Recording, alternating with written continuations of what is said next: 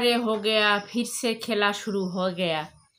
गोपालगंजे की হয়েছে army NCP party plus এবং কি ছাত্রলীগের মধ্যে তুমুল গন্ডগোল শুরু হয়েছে। বা মারহাবা মারহাবা, আবার ছাত্র আন্দোলনের মতো শুরু হয়ে গেল। ঠিক আছে, তো দেখেন আমি ভিডিওটা শেয়ার করলাম, আপনারা দেখতে থাকেন। ঠিক আছে, আমি পুরো স্টেডিয়াম পর্যন্ত ক্লিয়ার রাখছি। স্টেডিয়ামের টু ব্যাঙ্গালোর আছে গাড়ি সব মিক্স করে মোটামুটি তুমুল লেভেলেই চলে গেছে দেখতেছি। এনসিপি আওয়ামী লীগ ছাত্রলীগ না নিষিদ্ধ করলো শুনলাম। হ্যাঁ, আবার মাঠে নামছে। ছাত্রলীগ শুনলাম তুমি নিষিদ্ধ করছে, আর এনসিপি নতুন দল, আর হচ্ছে আর্মি তো মোটামুটি ভালো দেশের ইয়া করে, গন্ডগোল মানে ওই জনগণের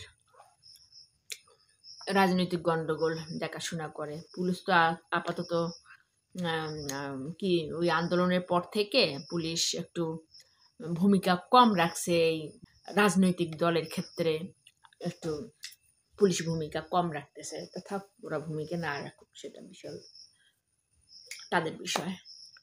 তো সভা সমাবেশ করতে গেছে, তা আওয়ামী লীগ নাকি নাই, তাই তো? আর ওরা আছে তো, তাই নয়? দেখেন, আরো পুরো ভিডিও আছে, দেখেন। আওয়ামী লীগের এখন ওই ফেসবুকের মধ্যে বড় বড় কথা বলার কলিজা আছে, তাদের কলিজা নাই, মাঠে এসে কথা বলবে।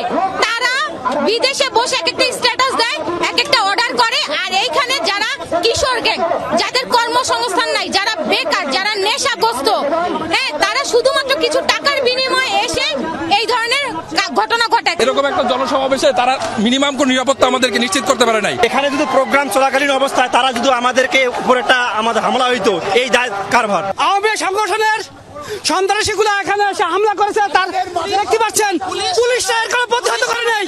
আমাদের উপরে ভম নিক্ষেপ করেছে, আমাদের উপরে ভম নিক্ষেপ করেছে, ওখান থেকে পুলিশ কোনো প্রতিহত করে নাই।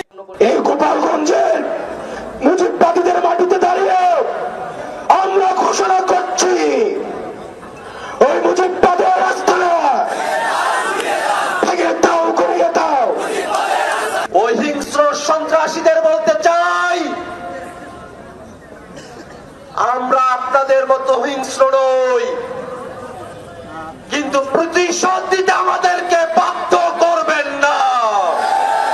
গণ অভ্যুত্থানের মধ্যে আমরা বলেছিলাম, বাধা দিলে বাঁধবে লড়াই, সেই লড়াইয়ে জিততে হবে, এবং সেই লড়াইয়ে আমরা জিতেছিলাম।